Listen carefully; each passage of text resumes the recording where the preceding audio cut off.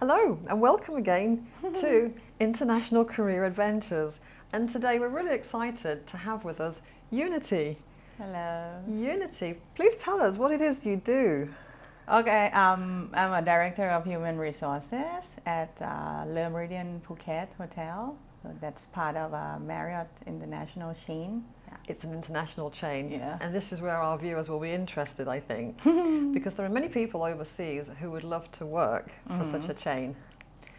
And so what would you say are the chances of non-Thais getting into such a hotel? Yeah, there are chances usually for guest-related kind of positions. Yeah, but I would say limited availability for expat because there are certain laws governing how many we can hire. Depends on how many Thai staff we have. Oh, there's a certain ratio. Yeah, but hotel industry is one of, I would say, the top professions that you can see foreigners working in. And perhaps there are regulations related to connections of the hotel to the government? Yeah. I mean, some hotel, if they have better connection, they can get maybe higher number of expats in the hotel. Yeah, but usually they count based on like how many Thais you are employed. Then they translate it to how many expats you can hire. I see. So generally, what are the usual posts that the non-Thais would take on? For hotels, very common to see general manager, hotel manager, executive chef, director of F&B, could be director of rooms or even sales and marketing. I see. Yeah. So I guess those people would have had training back in their home countries. Usually you need to have prior experience. Right. Yeah, if you're looking at a management level, yeah, but we also have junior roles who are non-Thai, but mainly it's about the language they speak, that if they speak the language that we really need for our guests, that's also possible. For Phuket, that would be like Russian or Chinese. Yeah, those are the two common languages that we are looking for. And we prefer, I mean, like from my hotel, we prefer non-Thai because you come with their knowledge of the culture as well. Yeah. That's useful. Yes, and certain kind of guests, they would prefer to speak with the native. Yeah. So how would such people get into those kinds of positions? You're saying that perhaps they're not highly experienced, but they're hired because of their language skills. Yes, it's during the interview if they could show that they're capable of handling the guests, or they're very like service-oriented kind of person, or some of them graduate with hospitality degree, so that helps a lot. Yeah. Right. So having a hospitality degree, and then are there particular websites or agencies that put these people in touch with hotels? How does that work? The best way is to apply with the website of that hotel that you are interested in, or at least like you log into the chain, the hotel chain website. Yeah, like for example, like Marriott, Intercontinental, or Centara or other brand.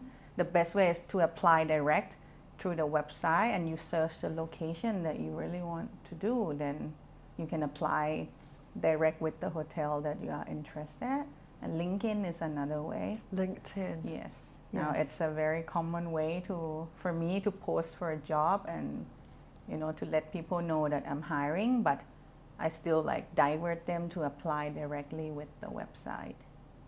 Seems LinkedIn is quite central to recruiting in this industry, I've heard. Yes. That's true. Yeah. Facebook is okay, but I would say it geared toward locals, not the expat much. Yeah. That's what I was wondering about, because in other careers, Facebook plays a part. There are groups for these professions. Is that the case? I mean, there are Facebook groups for expat job, but when you look at it, it's just like they capture a post from another website to post in there. So it's the same. If it would be better if you log into the website of the company or the hotels that you really want to. Yeah. Is there any professional training that you would recommend for non-Thais who are really interested in getting into this circle? Yeah, it's anything related to hospitality degree. It could be certificate. A lot they do e-corno. Yeah, because e-corno offer like hospitality related program. That's also like if they don't want to pursue a degree but they want a certificate, e-corno is another way. Yeah, but or if you're looking for like managers or director level, experience are compulsory. Yeah, you need to have a prior experience in the hotel. Doesn't have to be in Thailand, but for example, if you wish to work with a 5-star, likely they would look for people who work with at least 4 or 5 stars before in the same capacity. Yeah. Right. It could be anywhere. Yeah. At the end, it's during the interview whether like you're the right fit with the company or not. Yeah. Here's a cheeky question. People often wonder, which kind of positions bring accommodation with the benefits? Management level would come with accommodation, but if you're like officer level, supervisor level, usually it's just the pay. Yeah, but if you're like, for example, GM, executive chef, director of some department, the package would include accommodation, because if the company plans to hire expatriates, that means we already plan that the person would need an accommodation. So usually it's included. Either live in the hotel, maybe like in the guest room of the hotel, or the hotel may have a separate apartment for expat, or we pay housing allowance and they rent it outside. I see. And in general, how long do foreigners tend to stay in these posts? How many years? I would say maybe 2 years or more, but as more senior as the role is, people tend to stay longer. Right. Yeah, but if you're like quite young and maybe like new to the industry, it could be like 2 years, I would say. But usually for the management, it could be like 5 or even more years. Yes. Yes. And usually once you get a job in Thailand, it's easier to move around Thailand compared to people who never been here, never worked here before. If I look at like 2 CVs, one has prior experience in Thailand, I would gear toward that person first, because he or she understand the culture and have worked with Thai people before, understand the weather, the food. So higher chance to, not leaving before expected. Yeah. Naturally. Yep. So I'm wondering, is there any extra advice that you'd like to offer people who are interested in this path of a career? Anything that you would say? I would say like if they really want to do hotel, just go to the website of that hotel, study the products first, let's see the location of the hotel, the size, number of restaurants, and if you can go through different hotels and the one that you really like, you don't need to wait for them to open the positions. Usually they would have like a link or email that you can drop your CVs. I think best is just drop your CVs first, and usually when we want to recruit, and if we have previous CVs that people submitted in, we would look in the talent pool that we have first. Yeah, don't need to like wait for the opening positions.